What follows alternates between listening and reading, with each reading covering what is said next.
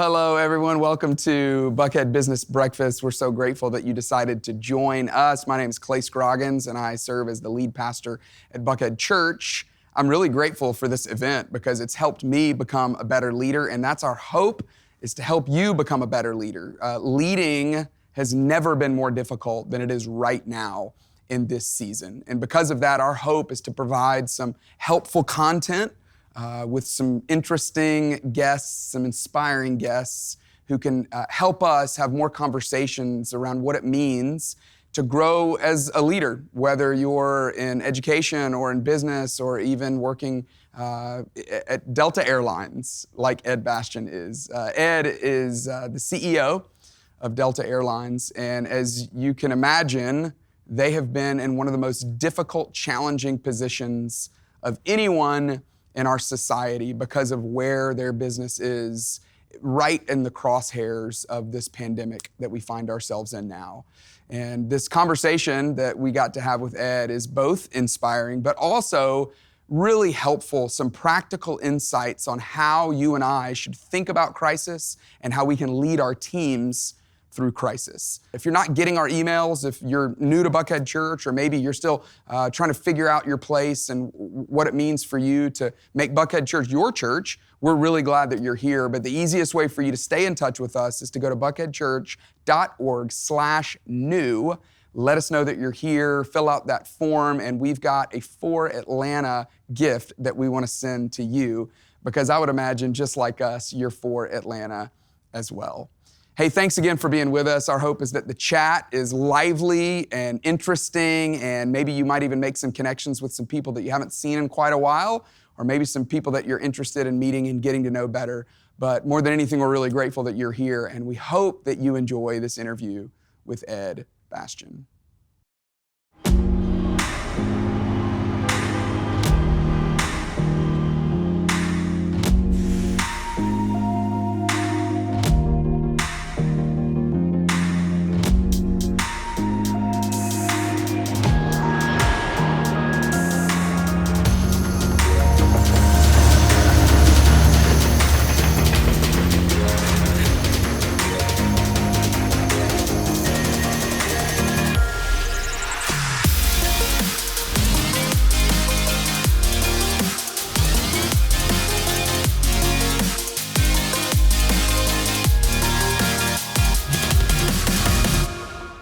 Well, welcome. Thanks for joining us to another business breakfast. I'm here with Ed Bastian.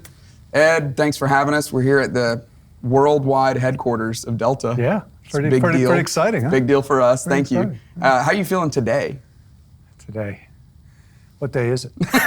Maybe that's part of the answer. I'm doing great. Thank you. First of all, thank you for having me, Clay. This is we're in quite a time. Yep. And one of the things I've been trying to do is, to be very intentional about these days, because I know we're going to get through this. I know it's going to be a blur in many respects, but I know the decisions we're taking and the actions we're implementing are going to be historic in nature. And we're going to look back some time ago and think about those steps we took. So I'm increasingly trying to be more intentional about every day as well. I love that. Well, I want to start our conversation by reading you an email, if that's okay. I thought this might be this won't be too big of a curveball, but okay. A mutual friend of ours, his name is Frank Blake. Frank's my boss. He's your boss. He's the chairman of the board of Delta. Chairman of the board. I said, Frank, so I'm going to do this interview with Ed. Give me a couple of topics to drill in on that would be helpful. And here's what he said. I thought this was a few remarkable statements about you. He said, all right, I'll tell you what I think has been extraordinary about Ed during the pandemic, and you can figure out what questions occur to you from that. He said, you should understand that in February of this year, Delta had just wrapped up an amazingly successful year and was planning on an even better year ahead. Then, in less than 30 days, it all collapsed. Airline traffic just stopped. It was way worse than 9/11. This is a crisis the likes of which very few businesses of scale ever see, brought about through no fault of anyone on the Delta team. And what is so impressive about Ed is that he pivoted immediately to rescuing the airline, sustaining the Delta team, and living by the Delta values, taking care of its people, customers, and communities. There was no clinging to a future that wasn't going to happen. He faced into reality when many in the industry remained too optimistic. There was no ditching of principles in the crisis. Treating people and customers fairly remained a touchstone and an interesting contrast to other airlines. And there was no whining, even as the workload on him personally increased. Peel the onion on that, and you've got a great interview. How about that? He's an amazing mentor of mine, and Well, to have your boss say that. Dear friend, and yeah, send me that. I might keep that for performance performance evaluation time. That's But right. Frank told me, Clay, at the beginning of the pandemic, something that I had heard, I knew, but every single day since I've reminded myself. It's one of the things in the morning I do. As Frank said, that you're going to go through a heck of a time here. This is going to be the challenge of your career. A lot of people think that character is born out of crisis. People learn character, Yep. and it's developed, That's right. but it's revealed Yep. during crisis. Yep. And it's the actions you take now that will reveal the character of Delta and the values that Delta stands by for many years to come. And truer words have not been said. And I've gotten a lot of advice as I've moved through the pandemic. That's been the one message, and I've shared it broadly with lots of people that Frank shared with me, and so it informs every decision I take about this company. Well, as I've just told a few people that I was coming to do this interview, everyone had such great sympathy because you have been at the crosshairs of this pandemic in so many different ways, and then so many different people that I've spoken with have applauded your leadership. Thank you. So I would love to talk just a little bit about that. Thank you. One of the things that I've noticed that you've done, and Frank mentioned this, that you have accepted that this is bad and things have changed and we're not going back to the way things were. I even heard you say one time that the last step in the process of grieving is acceptance. And it's almost like you've gotten there when not everyone else has. What's the secret there? How have you been able to do that, and why is that so important to accept it? Well, I guess when you go, as Frank indicated, from February, where we had the best year any airline in the world has ever had. Wow. In 2019, the leading airline in the world on almost every measure, including size. And great thanks to the great people of Atlanta, our hometown here. And within 30 days, you go from that to having your revenue stream drop to 3%. That's 3 of what it was the prior month. Wow. 3%.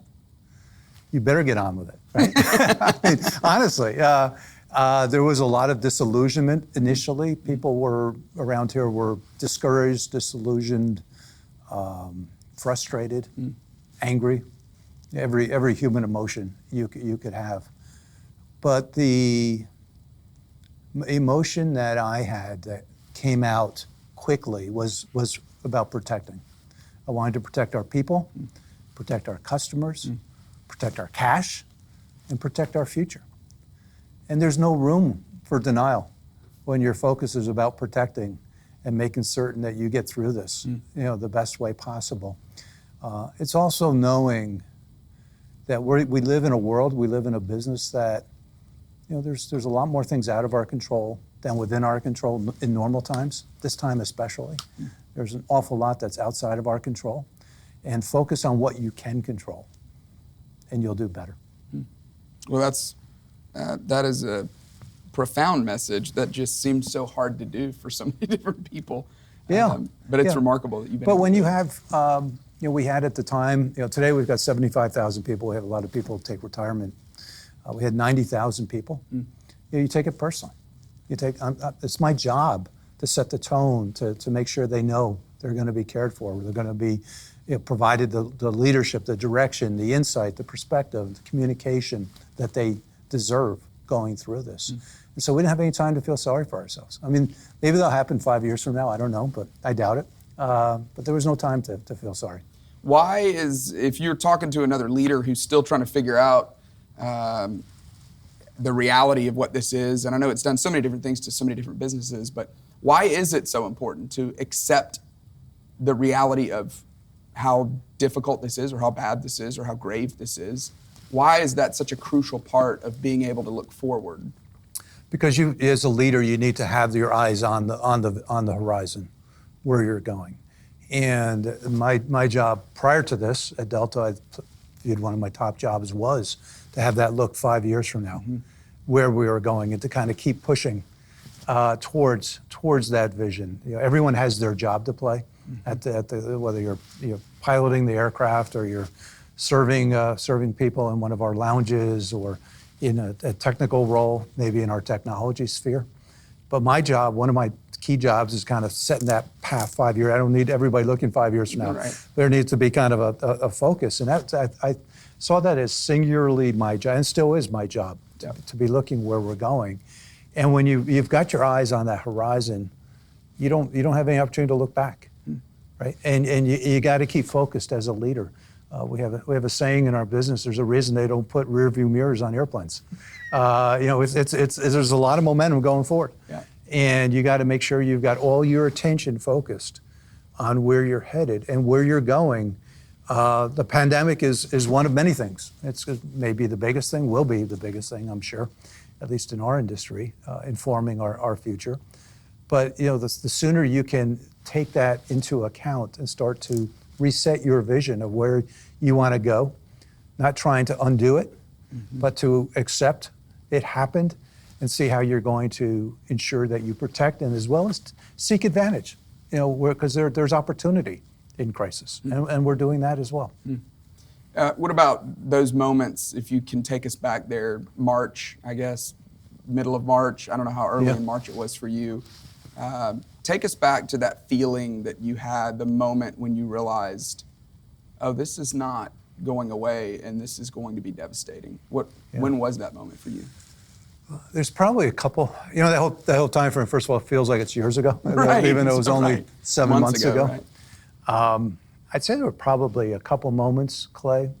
The first actually was in January, when the first signs of what was happening in China. We're a global airline. We fly a lot of planes to China. And as we saw what was happening in really mid-January, around this, late January, I was with a group of my team members. We were down in Santiago, Chile.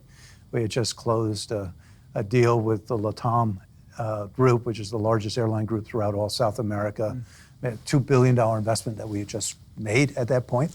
And it was the biggest by far international investment in another airline that we had. And we were spending time working with their team, and we were watching. But at that point, we talked about the virus. There wasn't a single case of the virus in the entire southern hemisphere at that point. So you talk about something that really is, people say, oh, I'm not sure I even believe that there's anything going to happen. But we saw the reports coming out of China. We stopped flying. We were the first U.S. airline to say we're stopping. We ended flying to China, and we ended it in late January. I know it's become a political thing with our president, and he did the right thing by closing the borders to China. But we were actually several weeks before he made that announcement. Delta had already closed those borders for Delta. We weren't taking any traffic in, and that was a big step. We'd never done that before. A market of that scale. It's the biggest trading partner in the world. And so that was a clear moment, and there was, within the team, there was a lot of debate whether we should do it. And I said to them, we just can't afford a risk. Maybe it's nothing. Hopefully it's nothing. Right. But we're not going to take that risk. Thank God we did. And then the second was a call I got in early March from Secretary Mnuchin, the Treasury Secretary, calling on behalf of the President, which you don't usually get calls from the Secretary of Treasury on behalf of the President. They're not pleasant ones. He's not calling to see how your day's going. Yeah, right.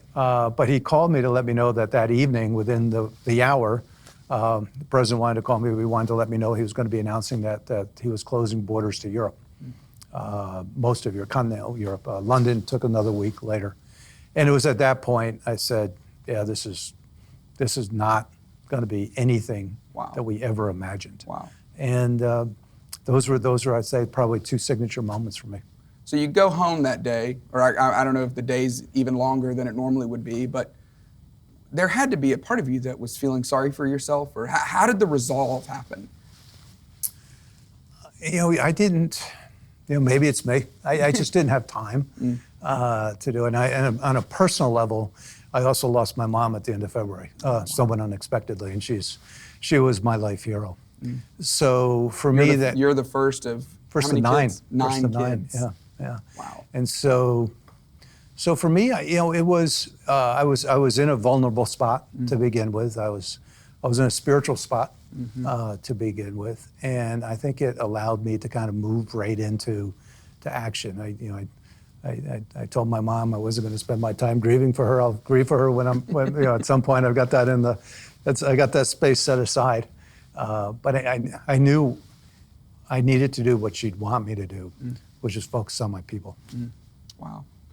And she was a big, I've heard stories of how big of a cheerleader she was for you. Yeah. I'm sure she was quite proud of all 9 of her kids. She is. She was. That's pretty remarkable. Yeah. So that whole period of time for me, I look back on, and I never want to go through again, but it will be, probably most measures the most marking period of my life when I think back about it. The combination of things going on professionally as well as personally at the same time. So those mornings that you would wake up during that time and you're looking at yourself in the mirror, or the moments that you have in your daily routine, what are you telling yourself? What's the self-talk that's happening?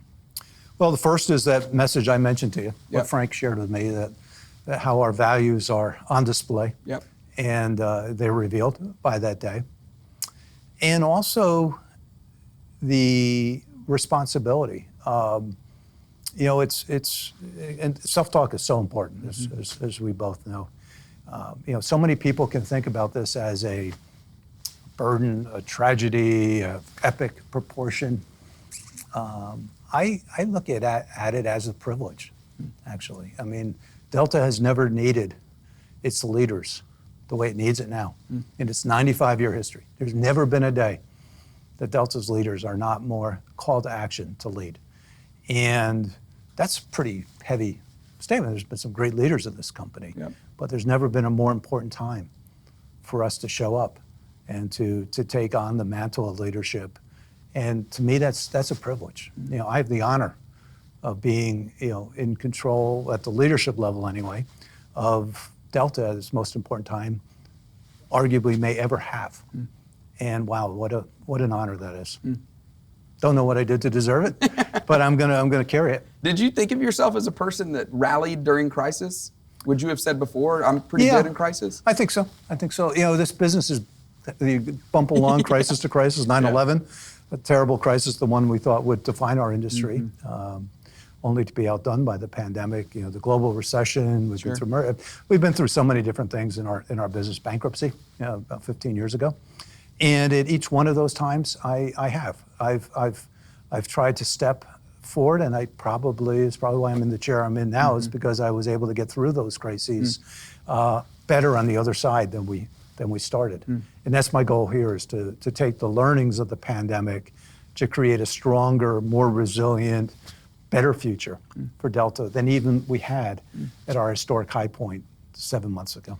So if you were going to write a little how-to guide, how to develop resilience to be able to make it through all those crises that you just named, what do you tell people? We've got a bunch of young leaders, a bunch of older leaders, seasoned leaders, inexperienced leaders, but every one of us can grow in our resilience.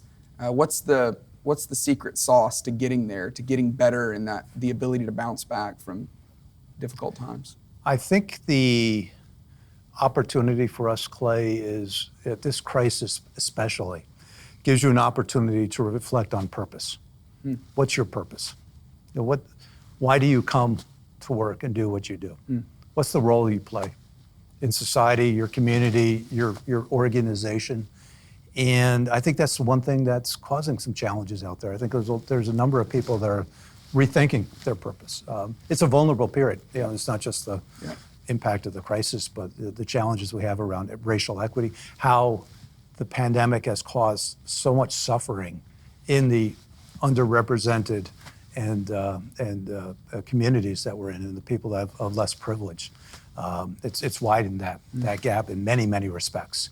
And as a result of that, purpose is kind of, there's a question mark on purpose. And at Delta, we know our purpose. Our purpose is to connect the world.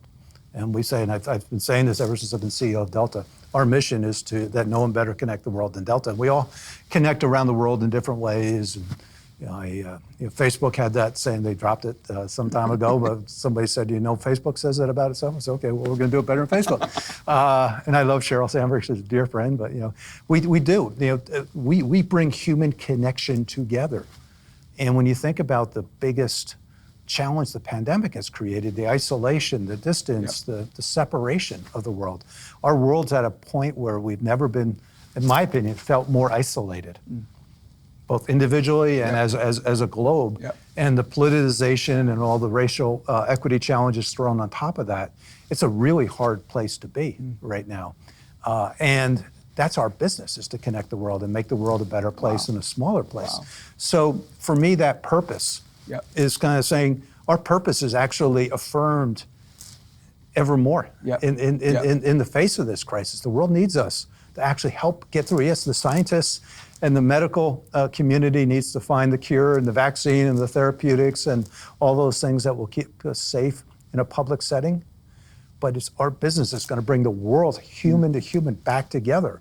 And how powerful that is. I love that. And we're working so hard to do just that. And that's why we've kept the airways open throughout this crisis. Even when people are being told they shouldn't leave their homes, our people are going out to work and because people need to get to families in difficult settings, or frontline medical workers need to move to New York to kind of help the raging battle in streets of New York, or food suppliers or transportation providers or logistics. There's so many people that have needed to get around. And one of the things that is marking you go back to we're talking about the early days of the pandemic, and I was fine right throughout that pandemic, was every single flight I was on, customers, and there were only a few people on 3%, you only get a few people. Right. Yeah, everyone's missed the best time to fly ever, by the way, because that was the time you'd have a cabin to yourself. But they would inevitably, every plane I was on, there'd be a few customers that would look for me to thank me for keeping the planes going, because if it was not for us, they wouldn't be able to get to something that's really critically important that they're doing. So it affirmed my purpose in leading Delta. It affirmed our purpose as a team. And that's the thing I'd say about resilience is when you have that sense of purpose, you fight hard to create it.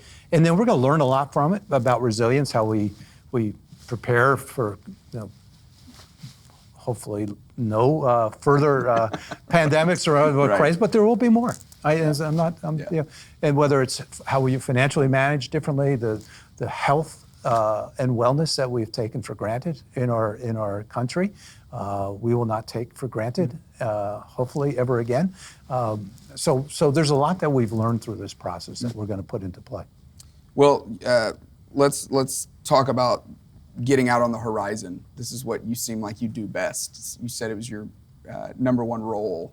So what do you see in 5 years? How's the world different? I feel like everybody's trying to do their own prognostication of the way they think the world's going to be different. But what do you see? What do you see in 5 years?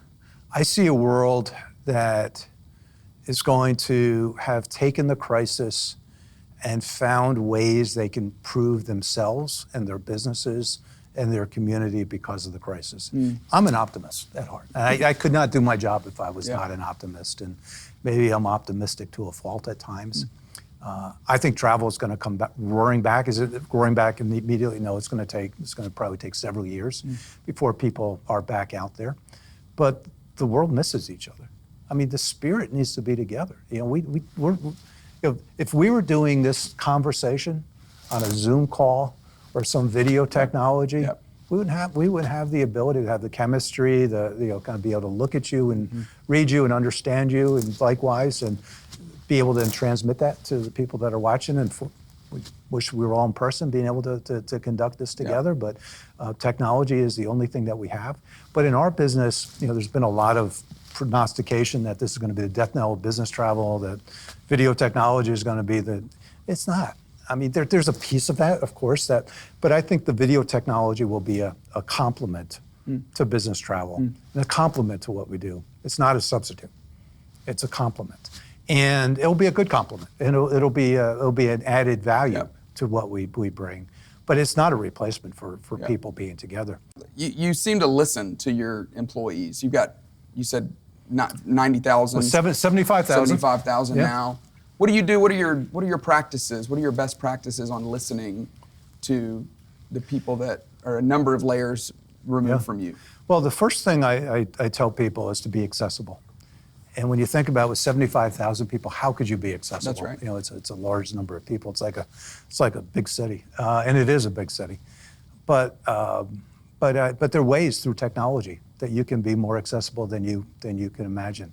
I was advised 5 years ago when I took over the leadership role here, was the first thing I needed to do was to get a private email and to get a private phone number, and don't give them out and make them so that people can't figure it out, because the world is going to bombard you. And I deliberately rejected that guidance, because I want to hear as what people think about us, our customers. I get customer feedback every single day, many times a day. By the way, much of it, particularly these days, have been fabulous. Yeah. But when there's a problem, I want to know. Just like when there's something great going on, I'd like to know. I hear from our employees. I've got hundreds, if not thousands, of employees over the course of a year. Thousands, I'd say, will email me directly and text me or send me a note. Many times it's of encouragement and support and letting me know that they're with us on this, or asking a question, or they need help because they have a crisis in their family, or whatever's going on, because they know if it gets to me, I will respond.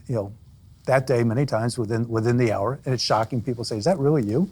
Is that something?" No, it's me. I mean, because I like to keep my email fresh and current and keep moving through things, and it'll get acted on. And so I've got a pulse of how we're doing, and people, sometimes people take advantage of it, but you learn how not to ruin it for everyone else. So I'd say accessibility is really important. That's great. I'd say another way is, we've been using this. I talk about video technology being a complement, not a substitute. And I spend lots of times in big public settings with our people of all sizes and varieties, and I really enjoy the energy of that. But we've also gone in, even during this time frame, and we've got a weekly, if not more than once a week, town hall sessions that we do with thousands, if not tens of thousands of our employees that will dial in. They'll be able to see us, see our conversation. They'll to watch me, watch my body language. Through the early days of the pandemic, and even to this time, I still probably have more questions than answers as to what's next. And for them to hear me say, it's okay, I don't know. But watch the thought process evolve and be able to stay plugged in to the mess. We're going to get through this so much stronger as a united force, getting through this, because people felt like they've been watching this happen and unfold, and it's their signal to what they need to do to kind of take care of customers in their own universe. That's going to help us all get out through this together. I love that, the accessibility of it, but then also the just using town hall meetings like that. And of every variety. Weekly, I've sent a written note out. I've got all different forms of communication. Communication during a crisis is really important. We know that. That's why communications are everywhere you go. People inviting you to some Zoom session or webinar this, and really happy to be doing this with you today. But communications are hard when you don't have answers. I mean, it's easy when 7 months ago, when we thought we had all the answers and we're doing great and we're talking about our next conquest and how much better and bigger we were going to be. But when your world is kind of cut you off at the knees, and then you have to look people in the eye and let them know what's next when you don't know. It's much more important then. Most people watching this are probably, we've got some business owners and people that are in a CEO role, but the great thing about your bio is you were not always the CEO of Delta. I never aspired to this job. That's amazing. Let's talk about that for a minute. What did you do then that you feel like got you ready for this moment now? I think it's having that special relationship with your team, with your people. We're an airline, but I spend most of my time, and we've been spending most of our time here talking about people, talking about service, serving our people, serving our customers, serving our community. I can talk about airplanes and jet technology, right alongside everybody else. That's not the distinguishing force within our business. The distinguishing force in our business is the service interaction that our people have, because all airlines have the same technologies, they fly to the same destinations, they serve the same airports. That's and right. Have the same basic distribution platforms. It's only the people that are the real distinguishing factor, and the culture and the values that those people bear. And so the more I feed into them, the better job they're going to be doing. And you could do that service before you were the CEO. I could do that, and I did that. And 9/11 was our crisis, up to this year, and I don't think Delta handled it well, coming through that time. And I left the company a few years after that because I was so disheartened by the fact that wow. that the company seemed listless. It didn't have a kind of a purpose, a focus.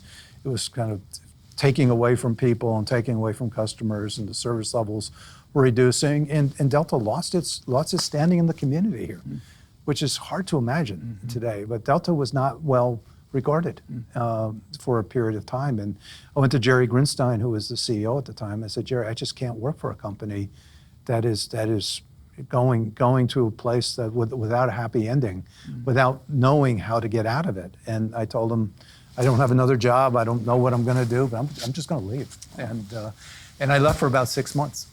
And he fortunately called me back after that time and said, okay, you ready to come back and get back to work? And I said, I will, but I needed to know that he agreed with me, that we needed to have a focus as to what we wanted to do. And the focus is about putting people in front of everything that we do, and not losing touch with people, because the company lost touch with the heart and soul of who it is, which is its people. And so from that point forward, I felt like I've been on a mission to keep the people and the service levels, and it's a hard business, right? Every day is up and down. Oh, yeah. And bad pun. And you're never, that's right. And you're never off. It just feels like you're always on. It's a 24/7 operation. Yeah. But like Waffle House. But you've got to keep your people aligned with you, and provide the service and provide feeding them, which makes all the difference in the world. So we've got this moment here with these leaders that are watching, and everybody is watching this because they want to get better. They want to be a better leader. Let's talk about personal leadership, some of the personal habits that you have that have helped shape you. What's your answer to that? What are the 2 or 3 things, maybe even in the morning or in the evening or even throughout the day? What are some of the habitual things that you do that help keep you fresh, keep you sharp, keep you on the edge of your game?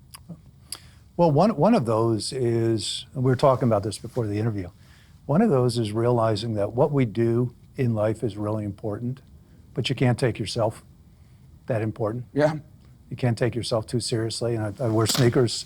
I've been wearing them for the last several years. It's your signature move. It's my signature, and people have been sending me sneakers to wear, and I love it. And so it costs me nothing. So I just get size 11.5 for anyone that's interested. But it's my reminder every day I wore these to the White House even. My friends are appalled to hear that I wore sneakers to the White House. But it's my comment to myself to remain light on my feet, to remember the importance of my job. Doesn't mean that I'm that person. We rent the chairs that we're in. And some years from now, someone else is going to be sitting in these chairs. That's right. That's well said. And these aren't ours. We don't own these. And the opportunity that we have is to make certain that we keep our mindset fresh and keep ourselves in check. And that's hard. That's hard to do. I mean, we're dealing with a lot of weighty matters. And I'm human, and I get frustrated and lose my temper sometimes. I try not to as much, but I know my team members tell you I'm not as good at that sometimes as I ought to be.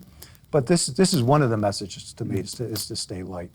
I think another thing is to not be afraid of taking on that challenge. To believe in yourself. I think it was one of the traits my mom had embedded in me, which when I look back as to how I got here, I wasn't never afraid to speak my mind. I was never afraid to to express a point of view. I wasn't afraid to step away from a job without having a job. I look back in time at key points in my career, 40-year career, because I asked myself how I got here. I was 25 years old before I ever stepped foot on an airplane. I had already graduated college and never went back for a graduate degree. I didn't know what they were, but I learned and things led me here, and being attuned to that, to your environment, and taking a chance and having a bet. If you're going to bet on somebody, why not bet on yourself? In terms of your opportunity and your belief. Too many people don't. They'd rather not. We get this chance once. Let's take advantage of it. Let's seize the opportunity and be prepared. My job, I don't have a lot of balance in my job. People ask me a lot of times, how do you keep balance? I'm the wrong guy. I don't have any balance. My work is my balance for now. But we got to be prepared. So I'm reading a lot. I'm involved a lot. I'm speaking a lot. I think this year, the next couple of years, will probably be the most important couple of years of my entire career. And I'm all in, and I'm all focused. I'm hands-on, and I'm going to be accessible and available, and being mindful of that. I love the interesting juxtaposition that you just gave of remaining humble, reminding myself that I'm not a big deal, even by these shoes that you're wearing, but then also with this self-belief. So it's I think that those are really great. It's almost like the two posts that hold the tension of great leadership is really being able to believe in yourself. But if you do it too much, you're going to become arrogant and conceited, and people, nobody wants to follow somebody who believes all the hype. But then also remaining humble, but not downplaying the fact that you do have abilities and strengths. And that's a remarkable. Those are two great. I talk about that, Clay, but not recently, but a number of years ago, I used to talk a lot about that.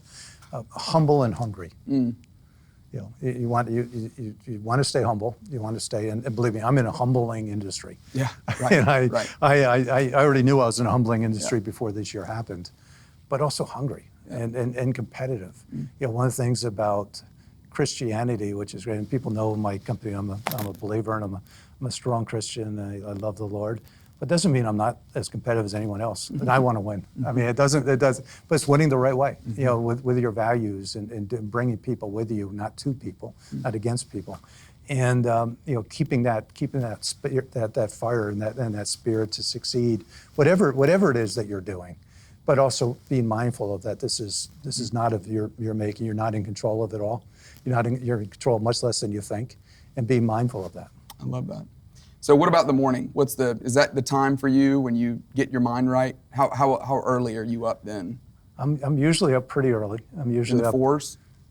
Sometimes. I try. I'm up. I pretend not to be up. Okay. I roll over and I can't sleep because I just got too much going on here as to what my day's going to be and what I'm thinking about. You grab your phone? Is that the first thing you grab in the morning? First thing I grab is my phone, and I look at what could have happened overnight, and make sure. And it's always a sigh of relief that nothing bad happened. So we're okay. We're getting the day off to a good start. And then I got to get a coffee. First thing is I make myself a cup of coffee and look at my calendar. Look what I got for that day. I try to little trick I have, and my assistant Sandy hates it, but I try not to look at my calendar too far in advance because I don't want to get overwhelmed. I try to take it as it comes, kind of a day. And so I won't see even the day before. I don't spend a lot of time looking at what I got to do the next day. I'll have an idea, but it's really not to that morning that I really say, okay, this is what I got to do today, because I want to stay in the day and stay focused.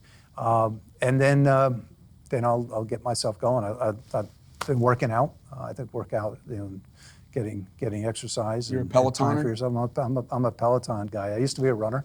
I ran marathons. And I've had to stop that. I've messed my legs up. But I'm a Peloton guy. I love the Peloton. I'm on there probably 4 times a week, and it's a great routine. Taking a class? Are you listening to something, watching something? No, I don't have time to kind of figure out classes because I do it on my schedule. It's one of the things I love about the Peloton because it's in my home, and sometimes I do it late at night, sometimes I do it early in the morning, sometimes I do it in the middle of the day. If I have a little window, I can kind of get away. You kind of do it on your schedule. I've got a kind of vibe. You kind of get into. I've tried a lot of different instructors and different themes. I've gotten into this kind of '90s rock, period. I don't know why, but it brings back a lot of memories, I guess, from 20 years ago. I don't like the classic rock as much. Doesn't feel to me to be a exercise. That was kind of a different era. This feels a little closer in. I don't want to do the current music trends, and I'll go for 30 to 60 minutes. Okay, that's awesome. And then what about just time to think, space in your day? Where do you find that? Good luck.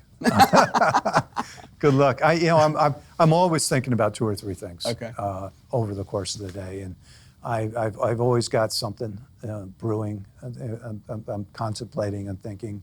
In the evenings is probably my think time. I don't spend a lot of time watching TV or anything. I'll do some reading. I'll kind of just let myself veg out and think about. And it's what I found that actually more of my better thoughts have come more spontaneously, and I don't know why that is, other than I feel like I'm plugged in, and they come when they come, as compared to kind of being, okay, this is my time to figure this out. I'm not wired that way. If you would, let me do a couple little rapid fire. This is just for fun. Yeah. Let people get to know you. Is there an article that you've sent people this year? You think, oh, you got to read this. This shaped something in me. I've done a lot of reading, but no, I'll tell you the one thing that I have sent around is a piece that Jim Collins did. Okay. The Stockdale Paradox. Okay.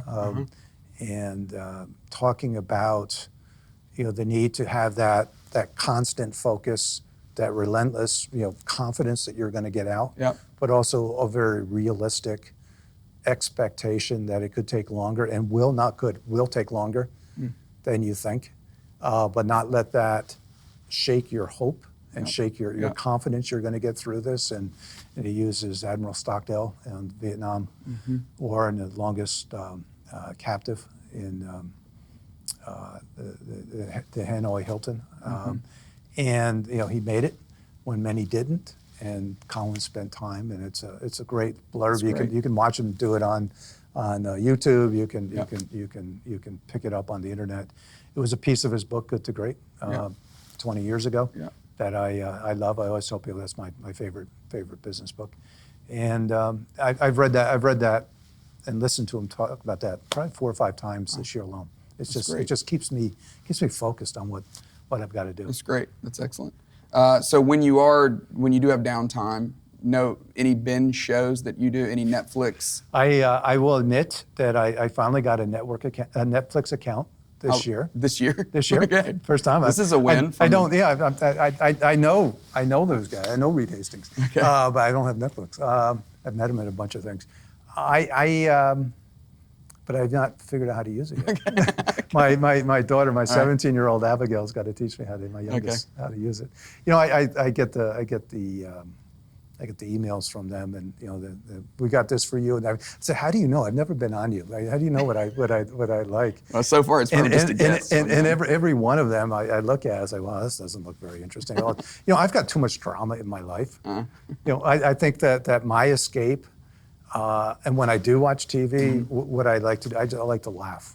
And so for me, I'll find an episode of Seinfeld. Yeah. I think that is the show for me. I'm from New York, right there with you. I can relate, and I will watch those shows forever, and I will laugh as heartily every single time I see those. Me too. All right, last one. Favorite restaurant in Atlanta for dinner? Oh, I'm going to make enemies there. If no one is willing to hold it against me. My go-to is Antica Posta, Marco Betti, and it's a Tuscan Italian restaurant on East Paces Ferry, and I've been going there for over 20 years. Okay. And it's a house. It's kind of a unique setting. It's very close to where I live in Buckhead, and not as much these days, but I'll be there once or twice a week many times because I just feel like it's a family. I feel very warm. My food's great, but I feel very warm. A warm environment. All right, last thing. So I feel like you've had a lot of moments where you're leading a meeting, maybe a town hall. Give us, hopefully this is not the halftime speech. Hopefully this is the end of the game, but give us your rally cry right now. What are you rallying around? What's the hope that you're holding on to? What's the one that you're going back to over and over again with your team? Well, I remind them of the importance of this moment. This is not a moment that we are in a difficult spot. We just reported our earnings yesterday, and we lost as much as our top line revenue was. Our revenue for the quarter was $2.6 billion. Our loss was $2.6 billion. That's pretty hard to do. Wow. It shows how dramatic it was, and providing that can be pretty disheartening and discouraging. But there was a lot in there that's real signs of encouragement as to how we're getting through this. And I expect by the spring, we'll be in a position where we're actually starting to generate positive cash and start to become profitable again and start to lead our way through to the next stage of the recovery. And that's why I remind our team is to be intent that the responsibilities each one of us carry today is so vital. And I would say not just within Delta, I would say in Atlanta, that's right. in the church, everything that we're doing. There's not been a more important time to be alive and engaged and involved and have your voice heard and be part of the solution than right now. And people are needing that hope. People have that opportunity that they want to listen. They're vulnerable. We're all vulnerable. I feel vulnerable. And they're open to the message. They're open to inspiration. They're open for great leadership. And let's not blow it. Let's take advantage of it. Let's lift up our underprivileged communities and underserved and our brown and black brothers and friends and bring them up with us rather than have them be negatively harmed by this. This is our time. This really is our time, and I believe that, Clay. I love that. Ed, you are an inspiring man. Thank you. Thank you. Thanks I for your appreciate time. that. Yep. I love doing this with you. Thanks.